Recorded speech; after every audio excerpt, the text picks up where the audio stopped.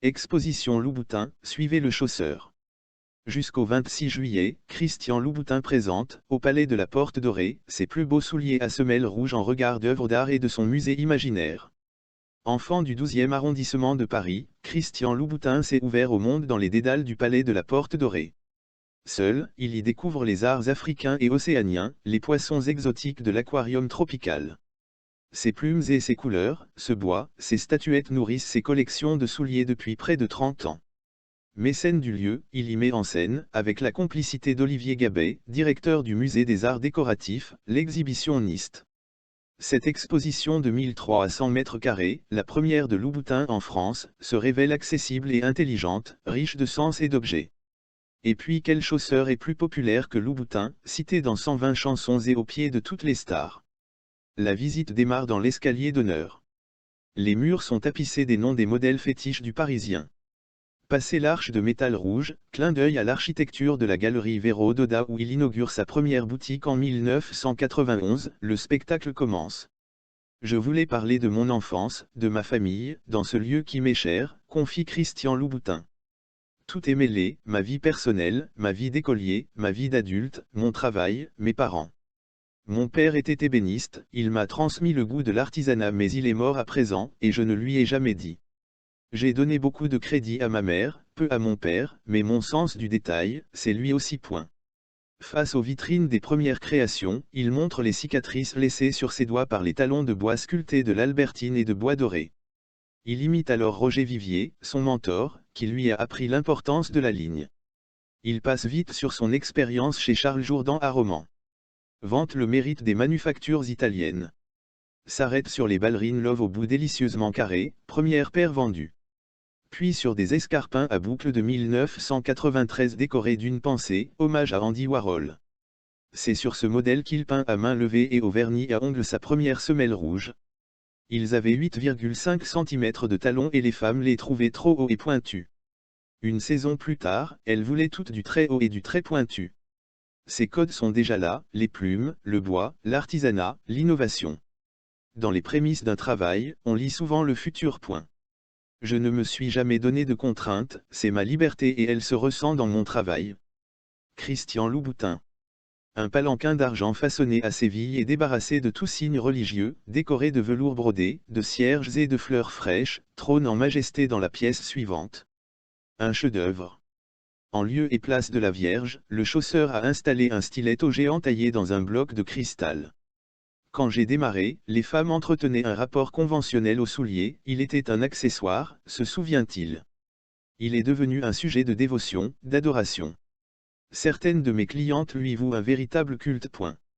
Entre deux installations, Christian Louboutin explique sa singularité. Il est l'un des rares grands noms de la mode à conserver son indépendance. Je ne me suis jamais donné de contraintes, c'est ma liberté et elle se ressent dans mon travail. Et puis ma marque porte mon nom, quand vous créez un label à partir d'un nom fictif, il faut écrire une histoire. Ici, c'est ma vie, je me fous d'avoir ma griffe placardée partout, je veux vivre de ma passion. La salle suivante est peuplée de corps gainés de cuir, 8 teintes de peau différentes en écho à ces nudes, des chaussures couleur chair s'adaptant à toutes les carnations. Une installation du duo britannique Whittaker Malem. Le corps, plus que parfait, sur lequel sont moulés les mannequins est celui de son ami Ariel Dombal. Plus loin, le public est invité dans le salon d'une grand-mère anglaise, entre canapés fleuris et télé décorés d'un apron. En y regardant de plus près, le papier peint n'est pas fleuri mais imprimé des photographies érotiques de Molinier, les gens voient ce qu'ils veulent voir, ils se projettent. Mes talons fins et mes clous m'ont collé l'étiquette fétichiste, alors qu'ils représentent pour moi la haute époque et le cuir de Cordoue. Mais je comprends qu'on y perçoive une certaine sexualité.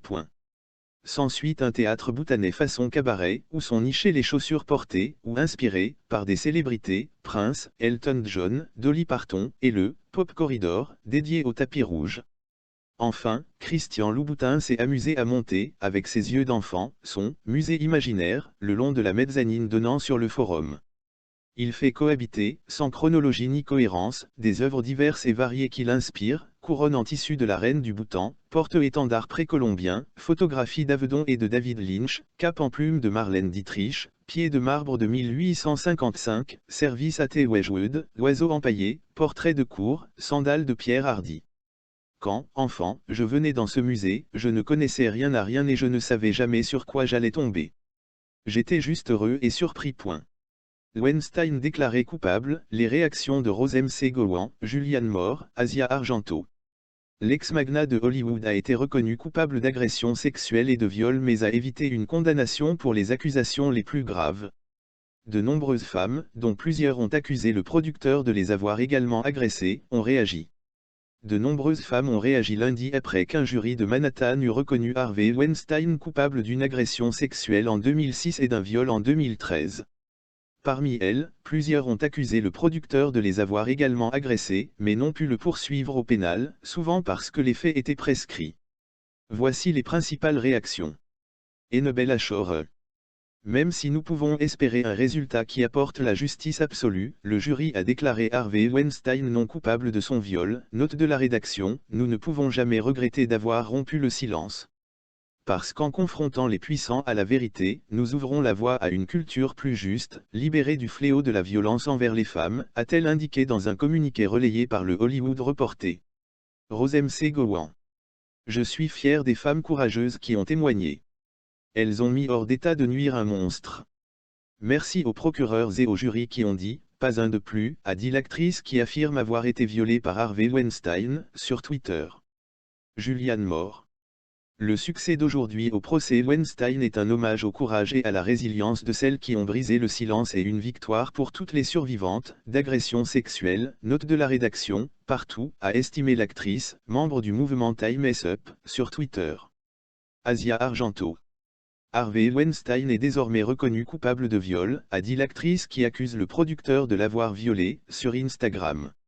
Ashley Judd. Je pense au fait qu'il a fallu que 90 femmes se manifestent pour obtenir une condamnation sur 2 chefs d'accusation, a indiqué la comédienne qui affirme avoir été harcelée par Harvey Weinstein sur Twitter. Rosie Perez. C'est une immense victoire et je sais qu'elle va donner espoir et courage à d'autres pour dire leur vérité, a dit l'actrice qui a témoigné au procès Weinstein sur Twitter. Spectacle de Mon Laferte à Vina del Mar, activisme, cris contre la police chilienne et discours émotionnels. Avant d'arriver à la 3e chanson de la nuit, le public a déjà crié Seagal, Seagal. Et ce n'est pas surprenant, car Mon Laferte a joué à la maison, Vina del Mar, dont la fête populaire a été présentée ce lundi avec un récital plein d'activisme fort pour la crise sociale au Chili. Avec une énorme ovation des gens de sa ville natale, le gagnant de 2 Latin Grammy, 36 ans et avec 6 albums sur le marché qui combinent la pop et le rock avec d'autres styles tels que le boléro, la cumbia et le ska, a commencé son spectacle au rythme de Torment, chanson dans laquelle il commençait déjà à sentir que l'émotion serait le protagoniste de la nuit. Mon bon amour, si tu ne veux pas revenir, pourquoi me cherches-tu encore, dit une de ses chansons les plus connues, La seconde de la nuit, que dans certains des fragments le public connu comme le « monstre », pour son pouvoir d'exalter ou de mouler des artistes est venu chanter seul et sans musique. Mouette, Mouette, a commencé à chanter les tribunes, un acte qui a été répété à maintes reprises tout au long du concert. Enfin, l'évidence s'est confirmée, l'illustre Vina Marina a obtenu des mouettes d'argent et d'or comme il l'avait déjà fait lors de sa première présentation au festival, en 2017 mais pas celle de platine, bien qu'il l'ait également demandé pour elle. Les 2 statuettes, la compositrice a annoncé qu'elle les donnerait à une fondation. En les recevant des présentateurs du festival, Maria Luisa Godoy et Martin Carcamo, la chanteuse, excitée, ont choisi de ne rien dire. Plus tard oui. Comme un symbole que le Chili est dans une période très spéciale et difficile, de manière significative, je vais livrer ma mouette. Je ne voulais pas venir célébrer un festival. Je vais le donner à quelqu'un qui a besoin, l'amour m'a déjà pris. Ce n'est pas du tout une infraction, a déclaré l'un des visages les plus critiques du gouvernement de Sébastien Pinera. Un discours dans les médias. La Combiecita Peur servait à rapprocher le public des premières rangées de l'amphithéâtre de la Quinte Vergara, siège du festival, qui accompagnait ses mains au rythme de Rome, Rome, Rome, ronronnement au-dessus. Après les danses andines de Où est-il allé, 6e chanson de la nuit, Laferte a prononcé un long discours. Après le week-end dernier, des carabiniers, police militarisée, ont demandé à être convoqués pour témoigner en déclarant en 2019 que la police et l'armée avaient provoqué des incendies lors des manifestations qui depuis octobre revendiquent l'inégalité sociale. Au début, je pensais que c'était une blague. Puis j'ai réalisé que non. De cette époque jusqu'à aujourd'hui, j'ai eu très peur. Est-ce un crime d'exprimer une opinion? Il a avoué à un public qu'avant et après le récital, il criait des accusations sévères contre Pinra. Lefferts a ajouté que sa famille, ses amis et son équipe de travail ont insisté pour qu'il n'aille pas au festival, considérant qu'un événement comme celui-ci ne devrait pas avoir lieu à ce moment, mais a reconnu qu'il avait fini par se sentir super courageux et a décidé d'agir et de préparer un discours. Il est si difficile de se taire quand vous l'avez vécu sur votre propre chair. Tout le monde ne sait pas ce que c'est vraiment de mourir de faim, a-t-il dit, pour dire qu'en raison de sa situation familiale, il a dû commencer à travailler très jeune. Ce que je voulais vraiment dire, c'est que tout ce que je peux faire, c'est chanter, remarqua. Vous n'êtes pas seul, a répondu le public, qui a vibré avec le spectacle du chanteur, qui a également pris une pancarte sur la scène qui disait résister dans la rue. Il a également fait chanter le public celui qui ne saute pas et Paco, a crié des manifestants contre la police. Si vous devez prendre une prison, prenez-moi une prison. Après leur message, ils sont montés sur scène une multitude d'amis chanteurs, du militant, qui l'a accompagné pour interpréter 2 chansons traditionnelles. Puis est venu l'énergique El Mambo, qui a chanté et dansé d'une voix pleine et puissante avec une belle jupe en tulle et amaram, qui a précédé son populaire Plata Tata, une sorte de reggaeton dans lequel il critique des aspects tels que la répression policière et le pouvoir des classes riches devant les plus humbles. Si vous devez me prendre en proie pour avoir dit ce que je pense, prenez-moi en proie, je crie presque à la fin du concert, qui s'est terminé avec une partie du public insistant pour la livraison d'une mouette platine qui n'est jamais arrivée.